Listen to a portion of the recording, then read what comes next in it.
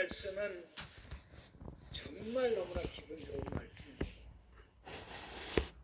저는 이 창세기 24장이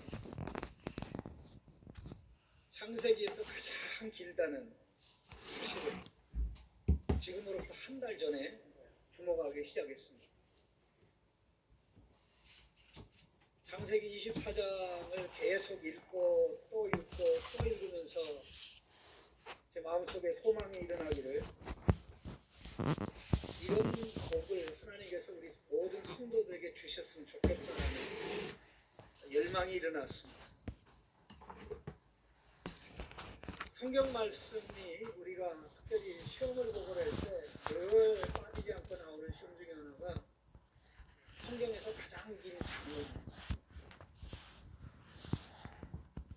그래서 시편 119편 이게 항상 답입니다. 오늘 답으로 나오는데, 아마 이런 시험을 창세기에서 낸다면 창세기에서 가장 긴 장원이라고 시험이 나오면 창세기 24장입니다.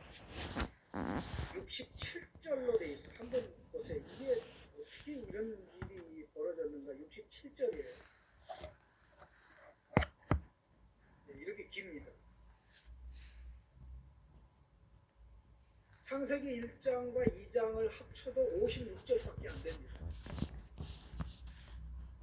우리가 잘 알고 있는 언약의 복을 설명하는 신명기 28장이 68절이에요. 절수가 한 절 차이입니다. 얼마나 하나님께서 이 내용을 상세하게 우리에게 소개하시기를 기뻐했으면 이렇게 긴 내용이 나오느냐 하는 것이죠. 특별히 주목할 부분 중에 하나는 지금까지 아브라함이 한 말 가운데 아브라함이 한 말이 가장 길게 나오는 부분이 오늘 이 본문입니다. 특별히 2절부터 9절까지, 5절은 질문입니다만은 이렇게 길게 나오고, 또 인류 역사상 종이 한 말 가운데 그 내용이 이렇게 길게 나오는 것도 본문밖에 없습니다.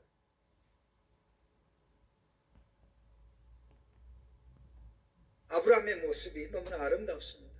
그리고 아브라함의 명령을 받고 먼 길로 가서 아들의 아내를 구해오는 그 종들의 모습이 너무 아름답습니다. 그리고 신랑 얼굴 한 번도 보지 못하고 결국 그 다음날 떠나겠다고 하는 그 리브가의 모습 너무나 아름답습니다. 물론 가족도 다 그것을 허락했습니다. 그리고 결혼의 당사자인 이삭이 아버지의 뜻을 받들어서 그렇게 결혼하는 모습, 이 모든 모습이 너무나 아름답습니다. 하나님께서는 아브라함에게 물질의 복만 주신 것이 아니라 관계의 복, 우리는 그 관계의 복을 가르쳐서 인복이라고 얘기합니다.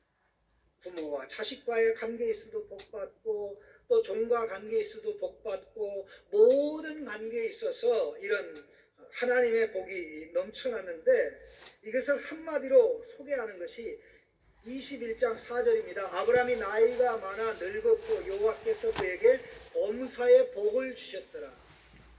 여호와께서 그에게 범사의 복을 주셨더라. 좀 더 정확하게 말씀드리면 여호와께서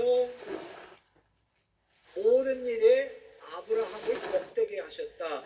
이 아브라함을 하나님께서 복되게 하신 내용, 바로 24장 전체의 내용입니다.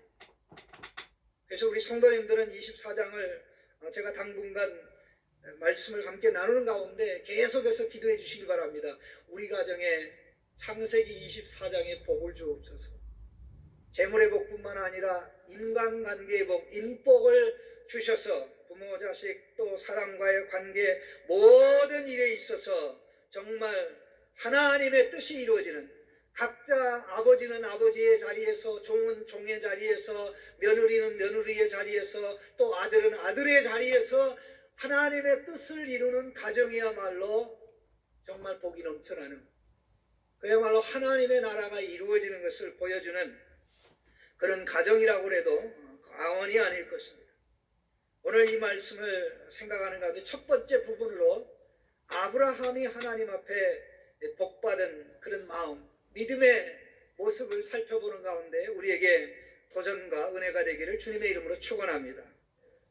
오늘 이 말씀을 보시면 아브라함이 그 종을 불러 맹세시키는 장면이 나옵니다. 특별히 2절에 보니까 아브라함이 자기 집 모든 소유를 맡은 늙은 종에게 이르되 청하건대 내 허벅지 밑에 네 손을 넣으라.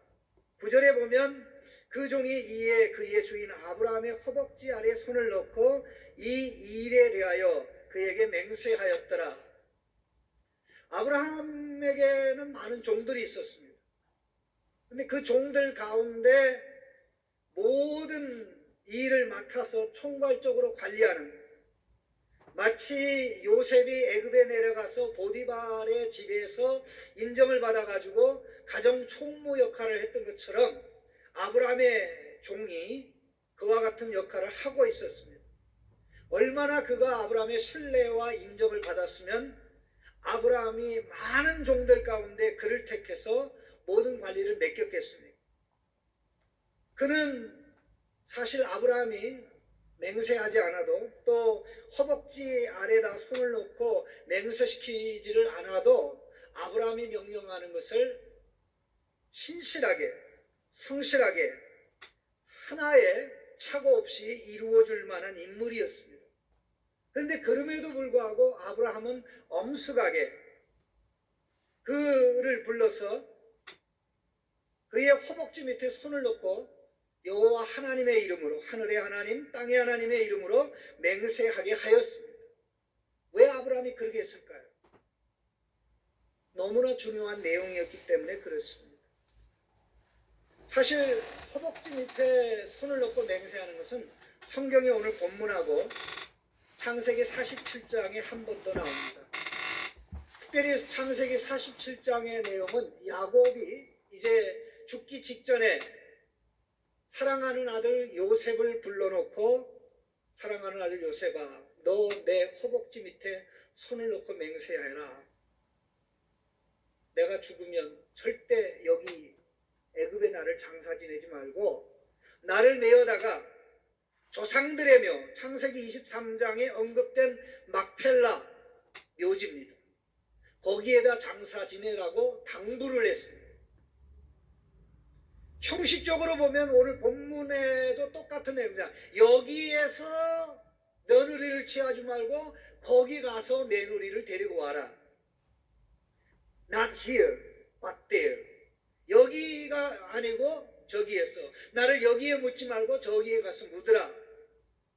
그렇게 이야기하는 내용인데요. 이 허벅지 밑에 손을 얹고 맹세하게 하는 것은 정말 아들로서 인정받는, 최고의 아들로 인정받는 사건입니다. 야곱이 요셉을 불러서 그의 허벅지 밑에 맹세하게 할 때는 너는 많은 아들 중에 내가 믿을 수 있는 아들이야. 너는 많은 아들 가운데 최고의 아들이야. 라고 인정하는 그런 행위이기 때문에 특별히 요셉으로서는 말로 다 할 수 없는 영광이죠. 영광과 특권이죠. 실제적으로 사실 나중에 요셉이 장자의 복을 받지 않습니까? 장자의 복을 받았는데요. 그럼 이러한 관점에서 볼 때 아브라함이 종을 불러서 자기 허벅지 밑에 손을 얹고 맹세하게 함으로써 이 종에게 최고의 영광을 준 것입니다. 최고의 영광. 너는 이미 모든 종 중에 종으로, 모든 것을 관리 맡아서 하는 종으로 인정을 받았지만 나는 너를 내 아들과 같이 생각한다. 나는 너를 내 아들과 같이 생각한다. 그러니 너는 그 마음으로 내가 너에게 명령하는 것을 행하라. 그렇게 당부했던 것입니다. 이제 아브라함이 그에게 맹세시키는 모든 내용은 한마디 한마디가 믿음이 들어있는, 한마디 한마디가 하나님이 아브라함에게 주신 언약을 붙잡고 사는 모든 내용이 다 들어있습니다. 그 내용의 핵심이 무엇입니까? 특별히 왜 아브라함이 아브라함이 며느리를 구하러 가지 않고, 물론 나이가 많으니까 갈 수 없는 그런 측면도 있습니다. 그렇다면 결혼의 당사자인 이삭이 갈 수 있는데 가지 않았느냐 하는 이 문제가 자연스럽게 발생합니다. 바로 거기에 가장 중요하게 작용하고 있는 것이 있습니다. 그게 뭐냐면요, 아브라함도 이삭도 가나안 땅 약속 때문에 가나안 땅을 떠날 수 없다는 것입니다.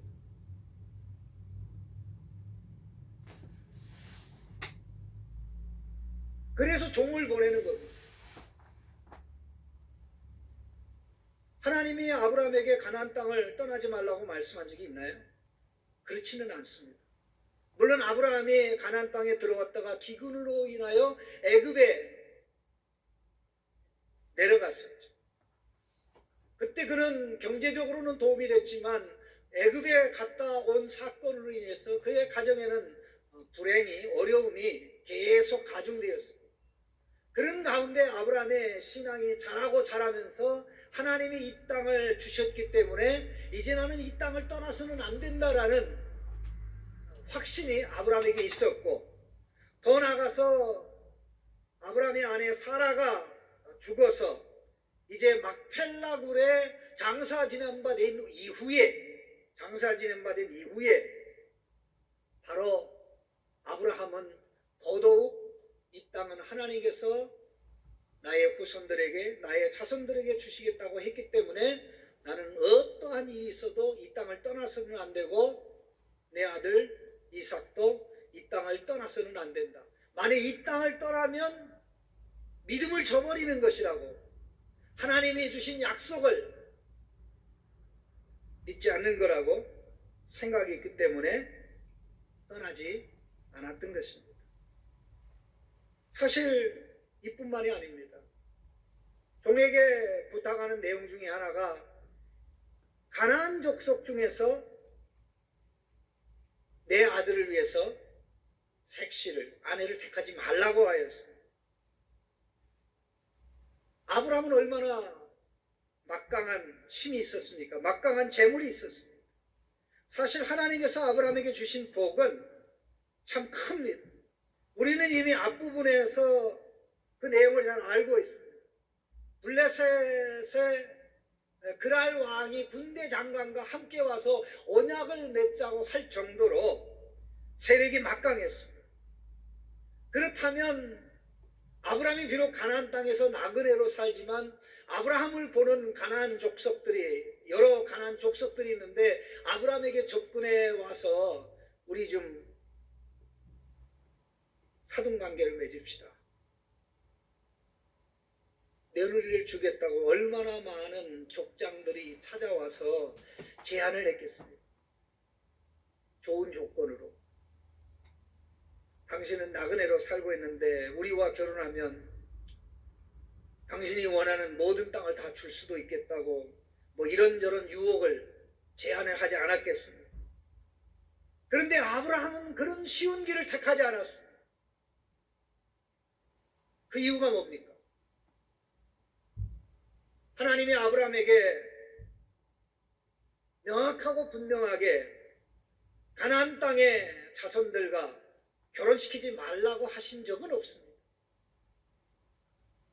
그러나 그럼에도 불구하고 가나안 땅의 족속들은 앞으로 때가 되면 하나님이 정한 때에 다 멸망시키고 그 자리에 하나님께서 아브라함의 후손들을 살게 할 것이기 때문에 결국 아브라함이 가나안 딸 중에서 메루를 칭하여 아들과 결혼시키면 결국 아브라함의 후손이 가나안 백성처럼 되는 것입니다. 멸망할 가나안 백성처럼 돼서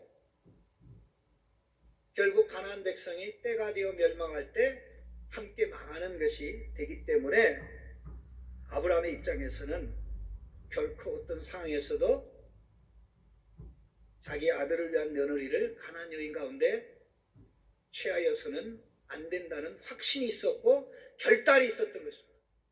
그들이 뭐 못생기거나 또 형편없거나 가능성이 없어서가 아닙니다. 어차피 멸망으로 가는 그들이기 때문에 그들과 동화될 수 없어서 쉬운 결혼을 택하지 않고 어려운 결혼을 택한 것입니다. 사실 아브라함이 가진 이 중요한 원칙을 나중에 하나님께서 이스라엘 백성을 애굽에서 인도하여 내어 가나안 땅에 살게 하실 때 하나님이 말씀한 내용이 무엇입니까? 너는 너의 며느리를 가나안 여인 가운데 취하지 말고 또 너희 딸을 가나안 자손들에게 주지 말라고 하나님이 누누이 말씀했습니다. 출애굽기 34장에도 하나님이 강하게 말씀하는 게 나오고 신명기 7장에도 나옵니다. 이미 그러한 신앙적 뿌리를 다 아브라함이 다 보여줬습니다. 그래서 이제 아브라함의 신앙을 본받아서 아브라함의 후손들이 가나안 족속과 이혼을 하지 말라고 결혼관계를 맺지 말라고 말씀을 했습니다마는 그럼에도 불구하고 가나안 땅을 차지한 아브라함의 후손들이 결국 어떤 일이 벌어졌습니까? 그들과 결혼관계를 맺음으로 하나님의 백성이 가나안 백성화 되어져서 결국 하나님의 언약의 복을 누리지 못하는 안타까운 일이 벌어진 것이 역사적인 사건입니다. 그 훨씬 이전에 그 400년 이전에 아브라함은 그의 후손들이 가져야 될 신앙을 가지고 있었던 것입니다. 가지고 있었던 것입니다. 종이 아브라함의 명령을 받고 생각해 보니까 참 기가 막힌 일입니다. 가서 누가 아브라함의 며느리가 될 자인지 택하는 것도 어려운데 만일 택해가지고 데리고 오려고 하는데 안 온다고 버티면 어떡하냐. 그러면 이삭을 데리고 가도 되겠냐고 사실 물어본 것입니다. 그때 절대 안 된다. 절대 데리고 가면 안 된다. 라고 말씀을 했습니다. 왜 가나안 땅의 여인을 취하지 않고 그 여인을 또 멀리 가서 며느리를 취하기 위하여 안 되면 아들을 데리고 가는 것도 안 됐습니다. 그 이유는 하나입니다. 하나님께서 가나안 땅을 영원히 그의 후손에게 주실 것이라고 약속했기 때문에 아브라함과 이삭에게 가나안 땅은 하나님의 나라입니다. 천성의 영원한 본향입니다. 그래서 히브리서 11장 14절 말씀에는 아브라함의 기회가 있었다는 것입니다. 얼마든지 마음만 먹으면 고향으로 돌아갈 수 있었는데 고향에 갈 수도 있었는데 고향을 방문할 수도 있었는데 가지 않았다는 것이죠. 왜? 가나안 땅의 약속을 기다리면서 천상의 영원한 본향을 사모하며 살았기 때문에 가지 않았다는 것입니다. 하나님은 아브라함에게 돈만 주신 것이 아니라 부만 주신 것이 아니라 믿음을 주셨습니다. 하나님의 주신 말씀을 굳게 잡고 끝까지 놓지 않는 이런 것 때문에 그와 같은 결정을 한 것입니다. 아브라함이 설사 이런 결정을 한다고 할지라도 아들이 동의하지 않으면 어떻게 됩니까? 아버지가 결혼하는 것 아니고 내가 결혼하는 건데 제가 아는 바로는 아버지는 연애 결혼한 것 같은데 저는 왜 그렇게 못합니까? 내가 보고 골라야 되는 거 아닙니까? 얼마든지 그렇게 할 수 있었는데 그렇게 하지 않았죠. 아버지의 신앙이 아들의 신앙이었습니다. 아버지의 결심이 아들의 결심하고 동일했습니다. 참 얼마나 아름답고 멋있습니까? 사실 이 질문을 할 때 아브라함은 정말 비상한 각오로 말씀했습니다. 7절에 하늘의 하나님 여호와께서 나를 내 아버지 집과 내 고향 땅에서 떠나게 하시고 내게 말씀하시며 내게 명세하여 이르시기를 이 땅을 내 씨에게 주리라 하셨으니 그가 그 사자를 너보다 앞서 보내실지라 내가 거기서 내 아들을 위하여 아내를 택할지니라. 만일 여자가 따라오려고 하지 않으면 이 맹세와는 아무 상관이 없다. 그는 내 아들을 위해서 준비한 색시가 아니다. 네가 가면 그 며느리를 만날 수 있도록 하나님께서 사자를 먼저 준비해서 만나게 할 거다. 아브라함이 말씀한 이 사자는 누굽니까? 창세기 22장에 언급된 사자가 나옵니다. 동일한 사자인지는 모릅니다. 그러나 중요한 것은 그때 사자가 나타나서 복을 줄 거다. 복을 줄 거다. 그 후속 작업으로 아브라함의 가정에 들려온 소식이 무엇이었습니까? 고향을 떠난 지 오랜 세월이 지났다. 거의 한 40여 년이 지난 다음에 들려온 소식이 동생의 집에 자식들이 많이 태어났다는 것이죠. 그리고 막내 아들 8째 아들이 자식을 낳는데 그 자식이 딸이라는 것입니다. 그 소식을 들었을 때 이삭의 나이가 대략 13살입니다. 그 소식을 들었을 때 이삭의 나이가 13살인데 지금 창세기 24장에서 이삭의 나이는 40살입니다. 그러면 소식을 들은 뒤로부터 몇 년입니까? 한 28년 후의 일입니다. 그때 그런 일이 있었다면 하나님께서 분명히 내 가족, 동족 중에 내 아들 며느리로 지정해 준 자가 있을 것이야 라는 확신이 있었고 믿음이 있었고 그 정한 배필을 하나님께서 사자를 보내서 준비시킬 것이라는 확신을 가지고 종에게 이와 같이 맹세시킨 것입니다. 이런 심부름을 받는 종의 입장에서는 얼마나 황당합니까?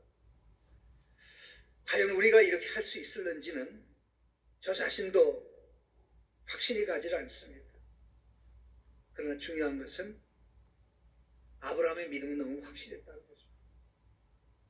하나님이 이와 같이 가나안 땅에 복을 주시고 가나안 땅에서 후손을 번성하게 하실 것이고 가나안 땅에서 번성할 후손은 경건한 후손이기 때문에 하나님께서 멸망시킬 가나안 땅의 백성과는 결코 결혼해서는 안 된다는 이 모든 것이 나와서 결국 이와 같은 어렵고 힘든 길을 택한 것입니다.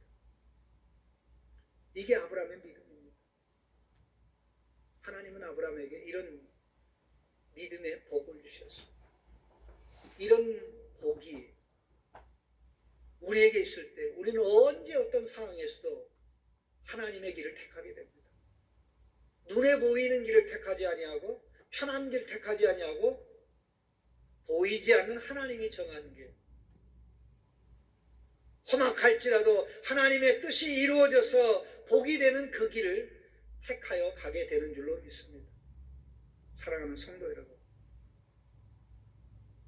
우리 모든 가정이 아브라함의 가정에 복이 있기를 바랍니다.